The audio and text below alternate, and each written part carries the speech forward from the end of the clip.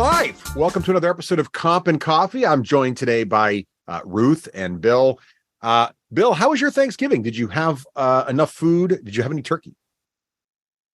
I did have turkey and turkey leftovers, and then new turkey made as leftovers. So I think yesterday was my last day of turkey stuffing and mashed potatoes. Yeah, so my wife sort of has this rule, like by day 5, if it isn't all eaten, it gets thrown out, which I feel like you can go for a week on turkey, but, you know, it is what it is. Ruth, being in the UK, of course, you guys don't celebrate Thanksgiving. So what are your major turkey holidays? Are you getting close to one of those?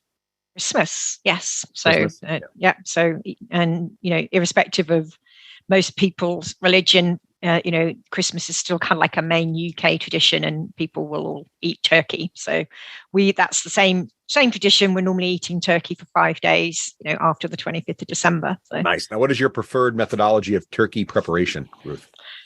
As in, how do I cook it the first time? Yes. In the oven, lots of butter, cranberries, sage. Are you a stuffing person? Does stuffing go in the bird? This is an important. No, you don't. No, you have to let the bird breathe. So stuffing goes separately. So. All right. Good to know. Mm-hmm. Awesome. Well, we have many things to be thankful for this season, of course. As we get to the end of the year, it might be sort of interesting to think about. We know a lot of you out there are thinking about, okay, what is our budget for next year? What is our compensation strategy for 2023? There's a lot of different moving parts, obviously, this year. It feels like every year we say this, right? Like it's going to be a completely different year next year. So who knows what's going to happen next year? But we think we might. We thought it might be kind of fun to sort of do a little predictions here, kind of sit down and chat about what we think, the three of us, Bill, Ruth, and myself, Russ here, what we think might be happening in the compensation space over the course of 2023. So each of us has gone ahead independently and made 3 separate predictions. And we have not shared these predictions with each other yet. So right now on the air, it would be the first time that we hear what each other thinks the predictions might be. I mean, we have some hunches, but we didn't actually collaborate on this in any way. So we might have picked the same 3 things. We might have made 3 different things. It'll be interesting to find out. So we thought it might be fun to share all that with all of you. And then, of course, we'd love to get your feedback on what you think, what's going to happen next year as well at the end of the episode. So let's jump in. I thought it might be kind of fun is divide this into rounds. So let's start off with round 1. We each have 3 predictions. So we're going to start with round 1. Each person is going to share their first prediction. I'm going to go with Bill. Bill, what is your first prediction for 2023? My first, although they're not in any particular order. All right, so this is not stack ranked with probability or anything like that. It's just like one of it's just picking what might be interesting, and easiest for me to read off my notes. Prediction: inflation is going to start going down, but the economy is going to slow. And contrary to the reports we're reading now, salaries are going to flatten in 2023. That doesn't mean that all salary increases are going to slow or everybody's going to be, flattened out. But it means on average, salaries are going to slow down. And what our job is going to be is to figure out whose salary can flatten and whose salary can't. What jobs need to continue increasing for competitive reasons. The hot jobs, the jobs that you have to compete aggressively against companies that have a lot of money or a lot of interest in those jobs. So, and I don't think it's necessarily going to be the jobs that you always think of, because with the tech industry starting layoffs now, starting to have cutbacks, you're getting a lot of highly skilled people in the marketplace, which is going to push more talent out of tech and into other industries who are looking for those tech jobs. Oh, interesting. So, that's an interesting prediction, Bill. I like that one. Ruth, do you agree with Bill on that, or do you disagree? How does that make you feel? So are you going to put a number on it, Bill, in terms of what do you think the average salary increases will be when we do surveys in the middle of the year? That's normally when all of us providers do surveys in 23. How long does this recording stay on the site and available for people? Forever, Bill. In fact, I thought I'm actually typing. I'm typing your prediction into notes right now, and it's going to be fun. I think this time next year we should record a results episode of our predictions and see if we're right. So I like that Ruth's going after a number on you because that makes it better to quantify. I'm going to declare that I was right anyway. I will say it will be in the low fours. Something like 4.1 to 4.3% on average. But is that a decline? Is that a flattening? No, I think at the moment we're kind of. Well, you think it's going to be less than the average increases? Because I think we were showing. Well, I've got some of the stats in front of me from the pay scale. Our budget report in July was predicting 3.8% for 23 increases. World at Work salary budget survey, which was done in June, was predicting 4.1% increases for 23. You're on the high side, Bill. You're saying it's going up still. And Willis Towers Watson were predicting 4.1, but they've just recently revised their figure to 4.6. Yeah. Right. I kind of agree with you. I would go with low fours, like 4.2, 4.3 would be my guess. And I think I've seen a few others, which I don't have written in front of me, with like higher numbers. So, like the Willis Towers Watson one is that companies were revising them up. And that was what I was reacting to, saying like, we are notoriously good at predicting the present in the HR industry. But this call or this podcast is about predicting the future. And I think that those 4.6s are overstating things. I mean, I think, and I totally agree with you that this is where the kind of the term of average, because you are going to get some roles that will be a lot higher. We are, and that's something that we've seen this year. And you've talked to it before, Bill. You talked to it very much at World at Work this year. I remember when we were all in Atlanta. It's we're all having to work a little harder to get the right benchmarking numbers. Going for a 3% or a 4% overall just doesn't cut it anymore. And our jobs now in comp are harder. We've got to look at more data sources. We've got to look more specifically at, where we source talent from and where we lose talent to get to the rates that are right for us. So. That's right. And there's going to be, as Ruth's saying, a wider spread. And that's going to be more of a challenge for comp people because, our employees are reading the papers and seeing, predictions. I mean, they only see the biggest number that they read. That's the only thing they remember. But, 4.65% salary increases. And some of them are going to see, obviously some will see 0, but some are going to see 2%, 2.5%. And, we have to work to that. That would be the right thing for us to do to manage to 2 or 3% for some of these jobs. But it's not just picking the number.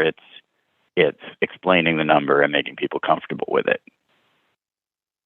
Yep. Well, I will agree with that low fours number. I think that's right. With the caveat that Bill, that you made a nice thing clear. It's going to be in the low fours, but some will be higher and some will be lower. So I'll agree with that prediction. Ruth, what's your first prediction for 2023? Okay, I'm going to kick off with remote and hybrid work, and I predict this is quite an easy prediction that remote and hybrid work will go mainstream and employers will start to confirm their pay strategies. So it's been a difficult year for teams trying to set their policies, but we do, as we get to the end of the year, seem to be settling on a more consolidated approach with people moving to a national wage other than for premium locations in the US. And that will take a little while to settle down as you deal with leveling pay for existing employees, relocated employees, and newly hired remote employees. But I generally think we'll start to see that settle as a trend. So if you're going to force me on a stat, I'm going to refer to our compensation best practice report from 22. And in February last year, only 18% of responding employers said they had a defined pay strategy for remote and hybrid workers. So it's quite an easy guess that I think this year, when we see that data come out, that will be closer. I think it will be at least closer to 35% is my prediction. Might be going high there, but 35%. That's bold. I like it. Yeah. Bill, do you agree? Oh, sorry, Ruth, go ahead. I will just do a little push all of you listeners to make sure that you do take part in the CBPR. If you go to the payscale.com landing page, there's a big banner across the top of it, and you can take part in that compensation best practice report. Because it's the largest compensation survey of its type. And we all get to benefit from the great data and insights that we gather from that. So sorry about that. Quick push there, Russ. Sorry. Yeah, no, it's great. Definitely, please do participate in that, especially if you want to prove Ruth right or wrong. Get your data in there. Well, no. Bill, do you agree with Ruth's assessment on that? Disagree? What are you feeling? I agree with Ruth in general. I mean, I think we're going to hear a lot of agreement because I think we all tend to see the same sort of things. But and I'll add to it. I think there's going to be a push toward more structure and policies around the remote work. It's not just about the compensation, but it's how do we do it? If a lot of companies, I think, will go to hybrid because they're starting to see the pains and the lack of culture and communication associated with 100% remote. And I think there will also be more monitoring, which is going to be controversial. You're going to have Big Brother coming in, getting software to track, how you're using your computer, when you're logged on, when you're clicking on your keyboard, which is going to create this anxiety among the employees that they're being watched. And there's going to be a push and a pull on that, on those kinds of fronts. But I think that in general, there needs to be some of that because, many organizations aren't used to managing remote people, individual people, let alone entire groups, departments, or workforces. And I think it's hard to manage a business and manage the metrics without knowing what your people are doing and how much, who is a strong performer, who's not. Yeah. Other than a pure result measure.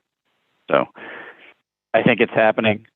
And you like the 35%? You cool with that? You think that's right? I was steering clear of that. I think it's tricky. It depends on what the 35% is. And I think, it doesn't mean 35% of employees are going to be remote because I think there's a significant percentage. I don't know the number. I think it's sort of on the order of 60% can't be remote. 60% of jobs can't be remote.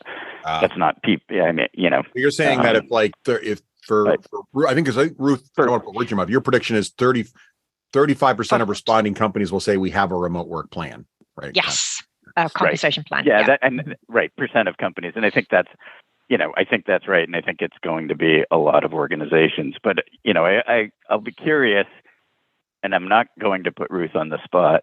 See what I did there? By asking the question, are there going to be companies like Tesla who say, are people who can be remote have to come in because the people who can't be remote don't have a choice? And is that an outlier kind of case, or are there going to be more companies that think that way? I can sort of see both arguments, and I don't know.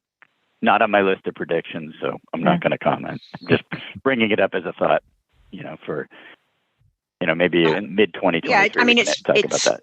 It's an interesting debate, isn't it? Because it can be very, leader led and whatever the cultural mindset of, and if we still think a lot of the generation of leaders are from potentially, the generation where presenteeism hours worked, equaled increased output, and they're the people that potentially deciding where people should be in terms of being in the office or out the office, and so they're maybe voting with their own preferences. But I think more and more people will realize that it's a really important part of your employee value proposition, and employees can choose easily between employers in the same sector based on their own preferences, and we'll start to see that becoming more of a trend, I think. So, yeah, right, and it's also a recruiting strategy. It's like if you embrace remote work, you've broadened your recruiting, footprint. Yeah, I'm going to agree with Ruth on this. I think especially the metric you chose, Ruth, which is companies that will stay on the survey that they have a remote strategy. Because I think even companies who claim that we're 100% in person, or now 60-40 in person, or we figured out how to handle the folks on site versus the folks that are remote, would all now, I think more companies will think they've figured it out. And I think doubling that percentage is a pretty safe bet. So I'll agree with you on that. All right. So my first prediction for next year is sort of like Bill's, but I chose a different metric. So my title for this one is, it's still going to be an employees market. So and this is my prediction, and it's a little bit, I don't know. We'll see what you think, Bill, here, and Ruth, on this. So my claim is that despite some showy layoffs that are going to occur in this quarter and probably through Q2 of next year, so you're going to see a lot of sort of showy things of companies trying to bump their stock up by doing showy layoffs, especially high-profile companies, between now and the first half of next year. I think that overall payroll budgets, salary budgets, will continue to remain high and grow in 2023. And 2023 will continue to be another record year for overall payroll. So even though, some salaries may flatten and we'll have to get strategic about where we spend the money, I do think companies are still going to end up spending more for people this year than they did last year. And I think I feel like, to put a number on this a little bit, I feel like the number last year was in the low threes, like overall around a 3% increase in payroll budget. I think it's going to be the same next year, but it'll be a record. So it'll be like 3.3 instead of 3.2 or 3.5. But that's my prediction. What, Ruth, am I crazy? What do you think about that? Well, I agree with you in terms of the talent crisis isn't going away. So we're not going to see a massive drop off in the cost of labor. And I hope that we'll see more headcount freezes than we will see layoffs. Because I think, and that may start to see the push towards this focus on internal mobility. And hopefully organizations wake up to the fact that, it's more cost effective to retrain and reskill their existing employees into the gaps that they have, rather than, do temporary headcount gains, and the benefits that often gives employers. What you're saying, pay budgets will increase at a rate of 3.2%? Yeah, over that or higher. Yeah. Mm-hmm. Not individual pay, but overall budgets, like the overall. Yeah. I think it will be higher. I think it will be closer to 4. I think. So you're saying it's also a record year then? Yeah, because I'm not putting a cap on my prediction. I'm just saying it's going to be another banner year. Mm-hmm. Yeah. All right, so Ruth's in. Bill, what do you think?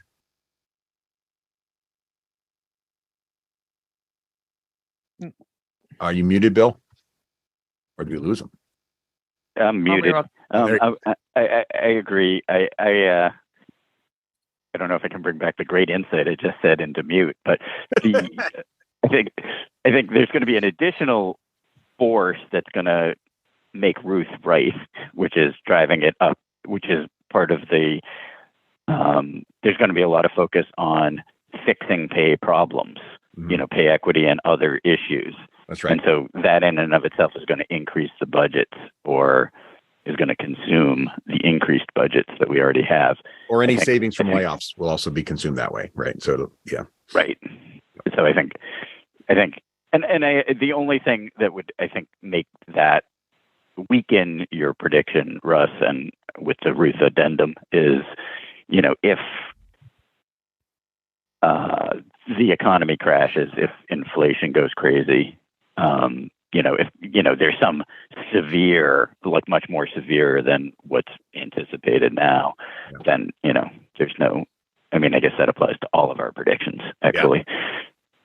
Yeah, I couldn't really tell if my prediction conflicted with your prediction, because you were saying inflation's going down, but that pricing would flatten. But I think, I think good. So it sounds like we're all in agreement. Right. So round one, we didn't have any disagreement in round one. Let's see if we can fix that in round two. Bill, what was your second prediction for 2023? Do you want me to go for one that's going to be disagreeable? You pick what you think is right, Bill. I don't want to sway you. Let's see. I think this is soft, and no, Ruth, I don't have any statistics for this. I think that we're going to see a lot of time in our HR department spent on fixing and fine-tuning culture, communication, and trust. I think that those issues keep coming up, and I see it, I hear it in employee surveys and offboarding surveys and in engagement. And I think not to beat a dead horse of a theme. I think that the remote workforce issues are, a significant contributor to this. Is employees are becoming like sort of consultants on payroll or free agents. It's like everybody is, a company of one, like working from their home office or their dining room or kitchen table. And they're disconnected from the organizations. And I think the organizations have not done an excellent job of changing the way things are done and changing the way they engage with employees to meet the needs of this different kind of workforce. And I think that's a long-term slow burn problem, of employees are less connected to their employers know their employees less and know how to deal with individual people or groups of people less. And I think we're going to see some reaction to that, positive reaction, meaning trying to engage employees, trying to create better communications that actually meet the needs, and I'll go off, we can do a whole podcast on communications. Communications isn't about sending lots of emails and having lots of meetings. It's about communicating and getting employees to understand what's going on and why it's happening. And I think most companies fail because they think of communications as making sure you've written things in clear and understandable terms, but not really. It's not about the message. It's about the way it's delivered. And I think it's both. And I think it's more important when you don't ever get to see the person or people face to face. Ruth, what's your reaction to all that? I don't know how you quantify that, Bill, but Ruth, what do you? Yeah, I said I can't. Well, I'll quantify it by saying I agree 100%. There we go, Bill. So, but yes, totally agree. I think we've heard a lot of talk over the last 12 months about it being an employee-focused, employee-centric labor market. And if you're a leader of a business that thinks with a recession looming or potential economic downturn, that is going to go away, I think you're going to be surprised by the power of your employee voice. We are going to stay employee-centric focused organizations. And the more you can think about your talent processes and think about how you make them employee-centric, the more successful you will be in kind of the war for talent. And thinking about the remote experience that you were talking about there, Bill, I mean, that was something we saw very much. What I learned about this category at HR Tech was a category called DEX, which is Digital Employee Experience. And that's where you've got HR Tech companies very much looking at, in this new world of work where more employees are remote, how do you engage those employees and how do we facilitate leaders in engaging employees? So that's why I agree with you there, Bill.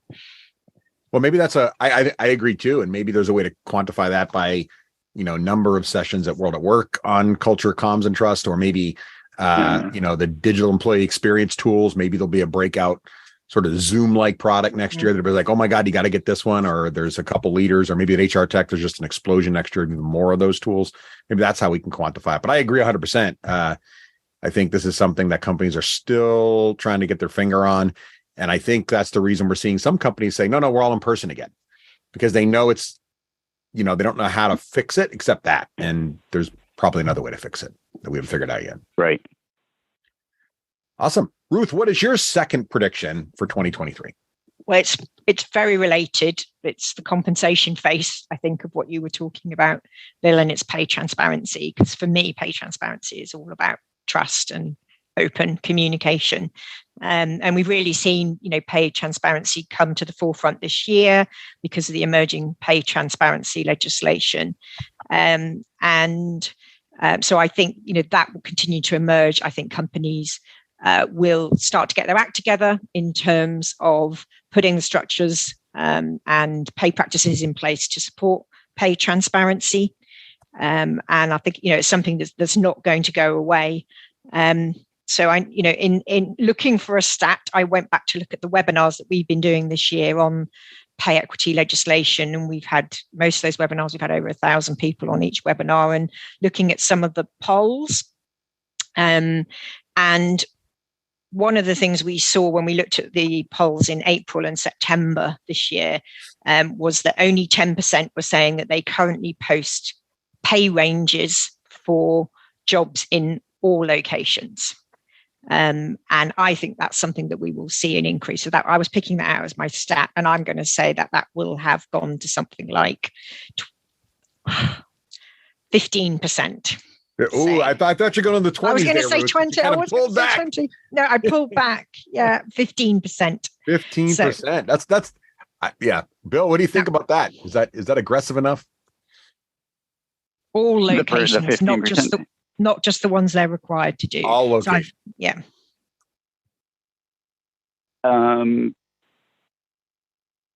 do not object.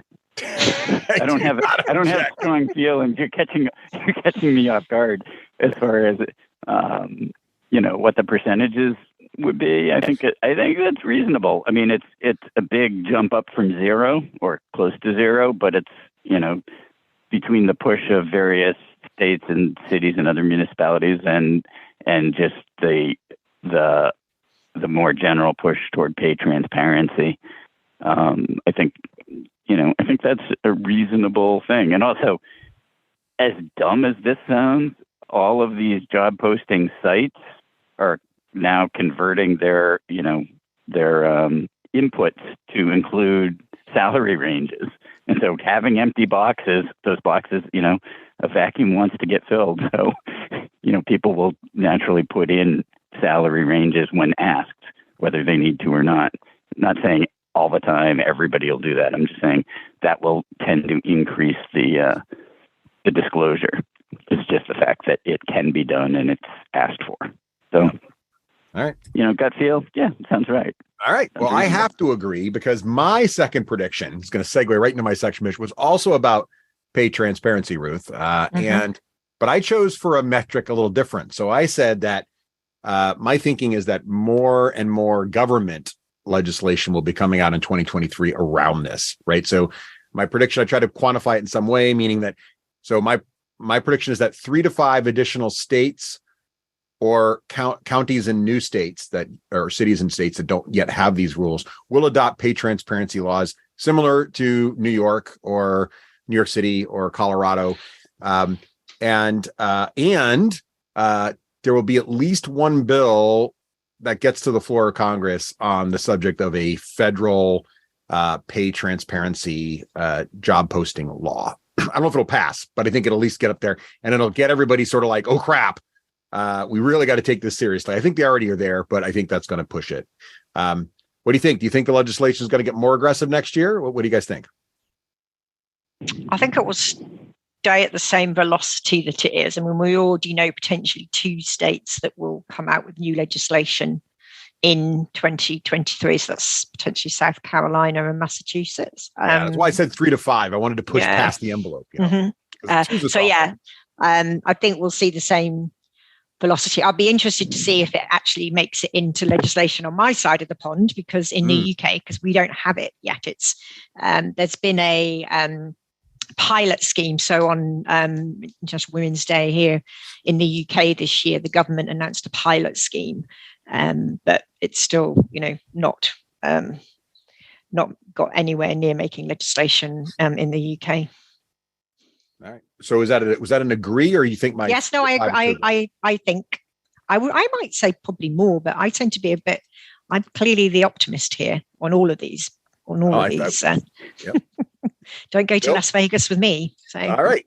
Bill, big better. Bill, what do you think? Optimist implies that there is a right and a wrong kind of on these things.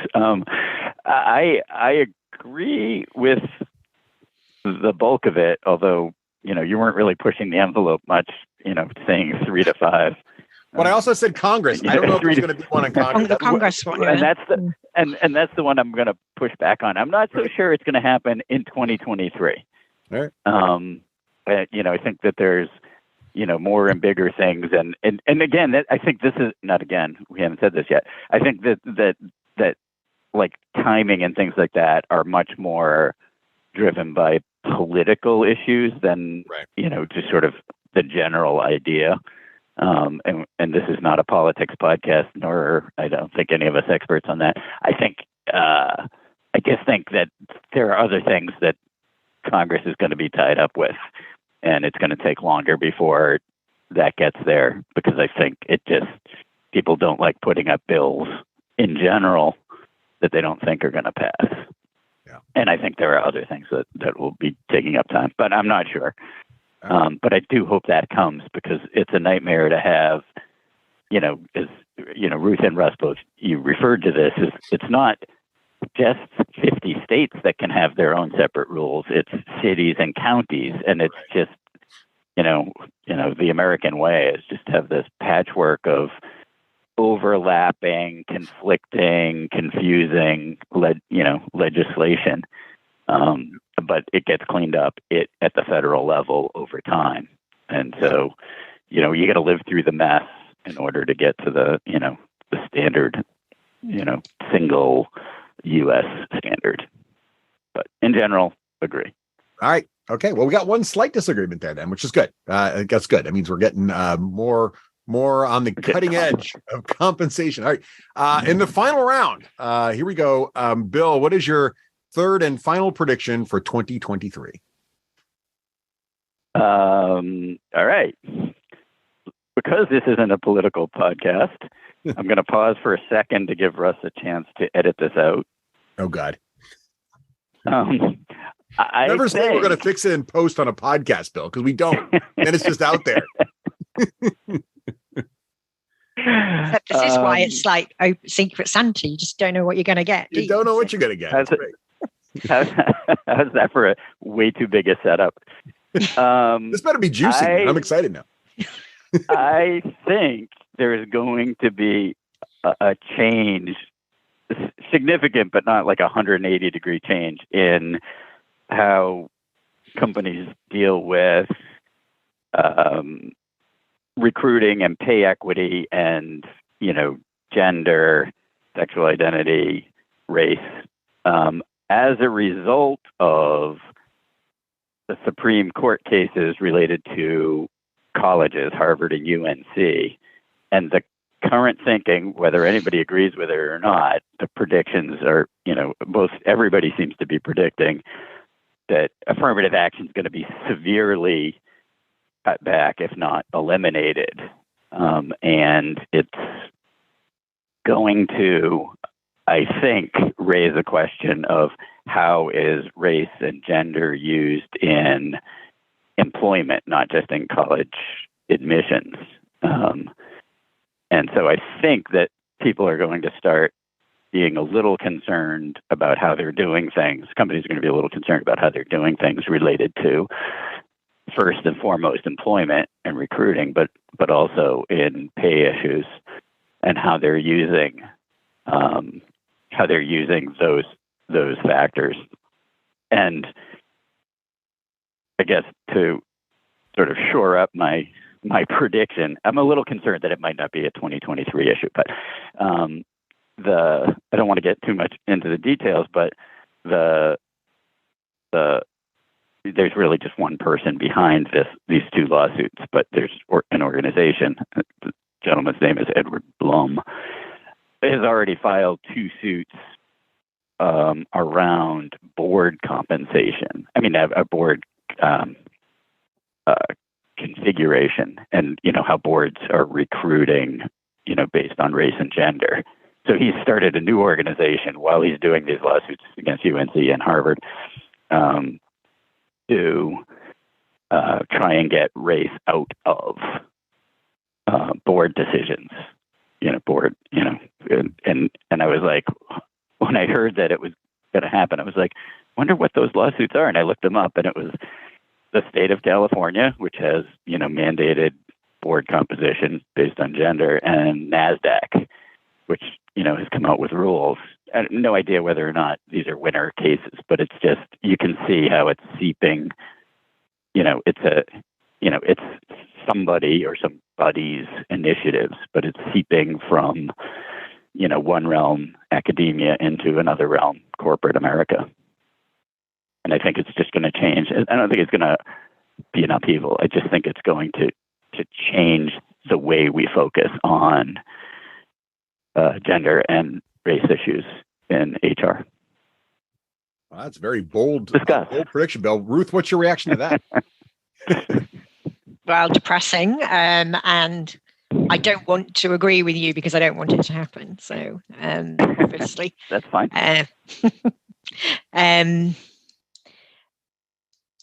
Yeah, it just shows the divisiveness of politics in kind of interfering in what's the right thing to do. Yeah, I wasn't taking sides. I'm making a prediction. Mm-hmm. Yeah. Well, I'm trying to figure out how to quantify your prediction. And I kind of wonder if this is going to help my prior prediction, which is pay fairness laws. So if you think about what happened over the abortion issue, suddenly there's a push for congressional bills that set up federal abortion rules, right? That's how you get around the court doing these sorts of things. And so I wonder if we're going to see these kinds of laws coming into play around pay fairness, but also around hiring practices as it relates to protected classes. That's sort of interesting. I guess the only way I can think to quantify this would be over the course of next year, if we start to see more and more, HBR, Harvard Business Review, and other articles around best practices hiring as it in the new world, whatever that is. But I don't know. It'd be interesting to see. I think your prediction's probably right, because I think a lot of the hiring practices came from a lot of the college recruiting changes that happened, decades ago now around affirmative action and just, trying to get more diverse student bodies together. I think a lot of that came eventually into business. So I do think if it changed at the college level, it'll eventually change in business. So I think it's a good place to kind of look as a bellwether, maybe. So I think I agree. Right. And like Ruth, I'm not excited about it. What do you think? I was going to add that, in digging into the details, or more like scratching into the details, to be more honest. Companies like Apple and Google actually weighed in on the higher ed case, right? And saying against getting rid of affirmative action, or it's not a strict pro or for or against affirmative action. There's a bunch of issues, but they were, I think, saying that would make it harder for them to hire diversely if the colleges aren't creating diverse pools of college grads. Right. And there were also some, HR associations and other companies. I mean, there was lots of organizations, individual organizations and like trade associations weighing in, sort of, to put a simple, handle on this, on the Ruth side, weighing in to, against changing the way this is done to preserve what what companies are trying to do, like with their workforces. But I still think, if the Supreme Court makes a decision, that will have impact. The initial impact will be fear, and sort of a little withdrawal from the momentum. Man, Bill, you're giving such a downer for your third round, Bill. We can't. Ruth, I hope your third prediction's a little more exciting and has some energy and is less sort of sad. So, Ruth, what's your third prediction? No pressure. It's very related because mine is on pay gaps. Okay. So I predict that pay gaps will not improve when we look at kind of like national averages. They will not improve this year. So we might think we're starting to come out the other end of the COVID impact, but I think there's a whole slew of other challenges that are now in place that we're trying to work through in terms of how that impacts pay gaps in the workplace. So one of them being what Bill's just talked about, the cost of living crisis. from the gender lens perspective, it's likely that more women will leave the workplace because they can't afford childcare, and that may impact pay gap numbers. And unless we think longer and harder about how we allocate pay budgets in a cost of living crisis to potentially those more in need of pay, those at the higher end are still going to get higher increases. And so, and mostly, more of those we know from a representation perspective are men. So our GPG report that was published in March this year, we had in the US, the uncontrolled gender pay gap was 82 cents on the dollar for from a gender lens perspective, and the controlled pay gap was 99 cents on the dollar. And I definitely don't think those will get any better. And in fact, I would expect potentially the uncontrolled pay gap to get worse. So that's my prediction. I do think we will see more US companies focusing on the uncontrolled pay gap. It's something that's been less of a focus here, but with the California reporting legislation coming out and increased ESG pressure, I think we'll see potentially more companies focusing on actually, calculating the numbers and potentially reporting their uncontrolled pay gaps. So that was my third prediction. Oh, Bill, what's your reaction to that? I feel like I'm going to question the last comment. Like, why? Like, I would think companies would want to focus on the controlled pay gap because it looks better. I mean, sorry to be cynical, but it shows better. And, I think there's more of I think it's more tied to what the companies themselves can control than the uncontrolled. Sorry, bad terminology. Yeah. Companies can control how they pay people who do similar jobs or similar value work. They can't as easily control like who's available to do that job or, where people choose, what jobs people choose to take or what companies they choose to work with. Mm-hmm. And so, if I'm an employer, I want to say I'm doing as much as I can. Like I'm a 99%er, not, if it's my choice, not I am, an 82%er going to 80%. Because people can't afford daycare or, as a little stupid addendum to that one, there aren't as many daycares or, people can't afford to run daycares so that there's fewer choices. But I just think that voluntarily I would imagine companies would go more controlled. Yeah, that's obviously easier to close, and we see employers that commit to closing the control pay gap. Right. Clients that we work with, they can normally achieve that in 1 to 2 years, unless they had something, pretty disastrous going on. I think it's more to do with the ESG pressure. So, the uncontrolled pay gap is becoming recognized as one of the standard metrics under the social pillar of the ESG acronym, and so more US companies, from the perspective of investor retention, are being forced to report those numbers.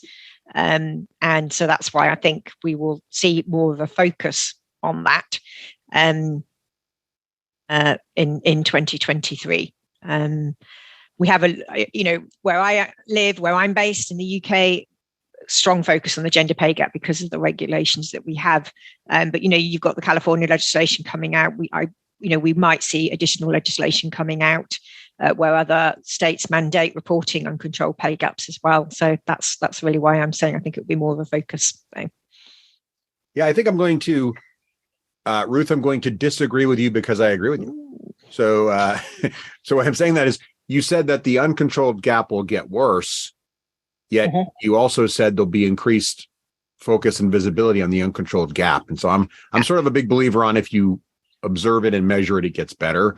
So I actually think because there will be more focus on this, and because there'll be more visibility, thanks to laws like California and ESG and other things, I think it'll actually get a little better. I don't think it'll have like a radical great improvement, but I think it at least will stay at 80, in the low 80s, or maybe even improve slightly just as people look at it.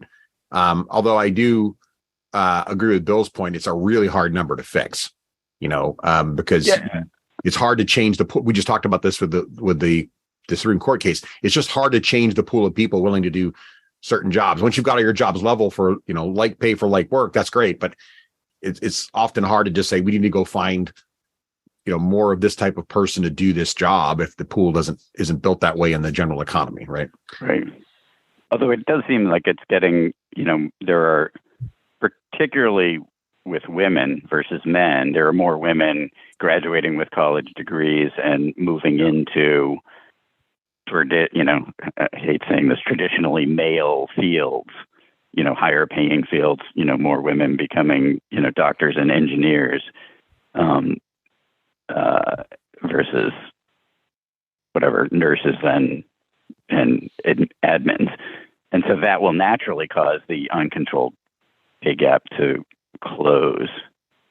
Yeah, we'll see. Slowly, very slowly over time. I think where you're going, Ruth, is... Oh, sorry, go ahead, Ruth. I think it's, I think of it less of a representation issue. For me, if I'm an employer, I want to look at progression and, other barriers. Right. That could be. Yeah, I see that. That may be happening in the organization that inhibit pay progression. And I think, that is where we can all do something. Every employer can do something to do that. So. All right.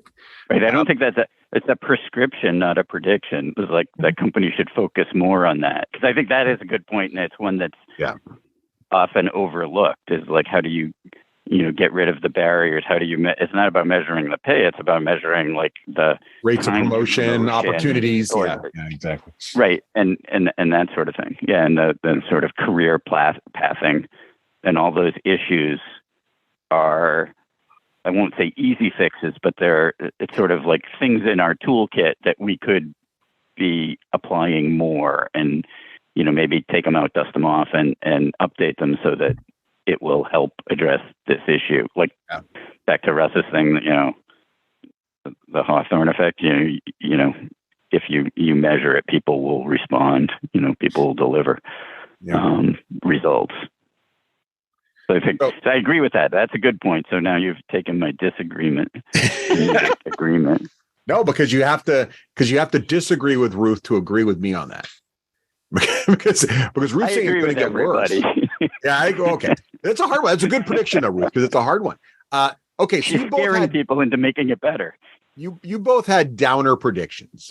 So Bill, you're saying that the Supreme Court cases are going to make it harder for folks in protected classes, and Ruth, you're saying that the uncontrolled gap's going to get worse. I want to have my last prediction be positive, although you could probably argue this isn't a positive prediction because it's going to mean more work for us in HR and compensation. So my prediction is that my final prediction for 2023 is that quarterly compensation cycles will continue to grow. More and more organizations will move from 1 or 2 merit cycles a year or comp review cycles a year to 4, to once a quarter.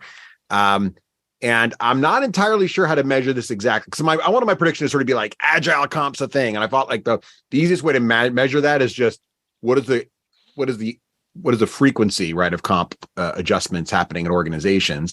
And I think we do this on CBPR. So I think we can look at CBPR and see what people are doing there. We can also look at there is a stat in the CBPR survey that says how often do you do so it. Let's do that. I'm going to say that there's going to be more folks than ever moving to quarterly comp cycles. Ruth, what do you think? Am I crazy?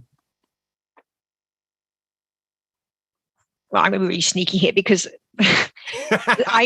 if you're going to hold me to the CBPR data, because we're a data company and we think about our data sources and we think about the timing of our data sources and we think about the biases of our data sources. So I know that data is being collected now, and I know this year probably more organizations did do more frequent pay increases because of the talent shortages and the wage inflation that we saw. So I would agree that we will see it probably reflected in the CBPR figures this year, because that will come out in February. And it's based on data being collected between October and December. Do I think it'll go down next year? Or do you think? Yeah, I think it will slow. I think we'll see everything slow. Even to move to quarterly, interesting. Yeah. I think we'll see everything slow. Even to move to quarterly, interesting. Yeah. Even to move to quarterly, interesting. Yeah. I think we'll see everything slow. Even to move to quarterly, interesting. Even to move to quarterly, interesting. Yeah. Even to move to quarterly, interesting. the thing that I think will push that more would be where we start to see more dynamic kind of internal mobile skills-based workforces. And I think that's where we'll start to see people moving more frequently between roles and then needing to have more frequent reviews. I think with the economic outlook at the moment, I think for next year, I would think people will say, well, no, we don't need to do it because wages aren't potentially increasing at the same rate they were last year. And we're focusing on kind of like headcount freezes and keeping the people we've got. So, right. What do you think, Bill? I take Ruth's last comment as an endorsement of my original prediction that salaries weren't going to increase as much next year. And I agree with sort of all the packaging of that. Although I want to say, like, of those companies that went to, let's just say quarterly, it's the most reasonable, like, acceleration of it. I think it would be nice, and I'm talking slowly because I'm shockingly thinking before I speak. I think it would be nice if, to tie in a few of the comments that have happened on this call, on this podcast.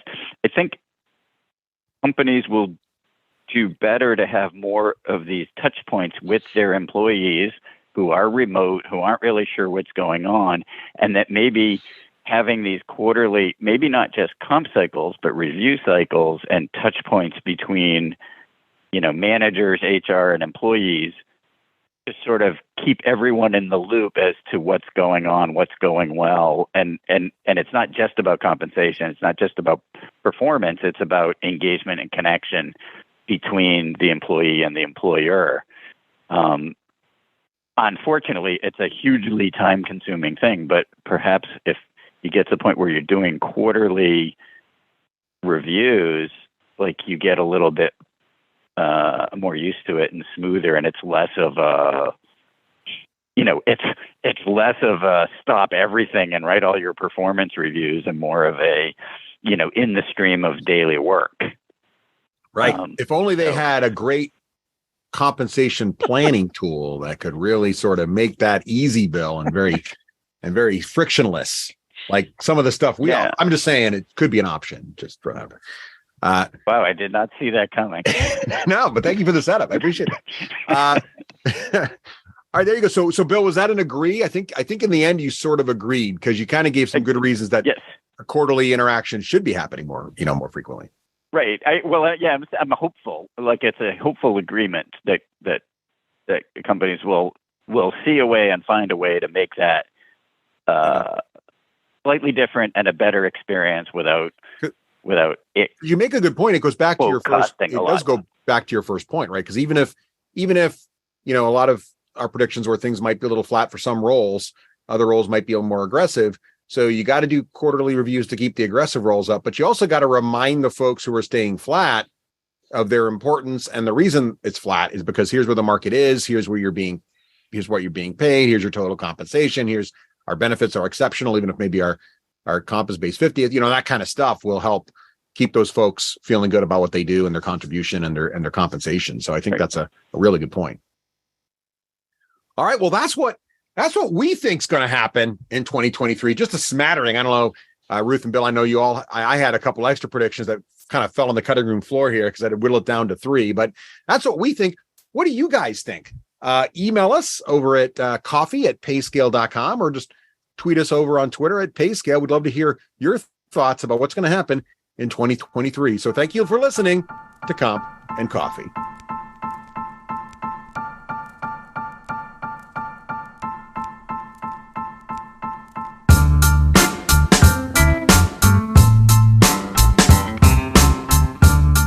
Comp and Coffee is a Payscale production dedicated to the compensation community.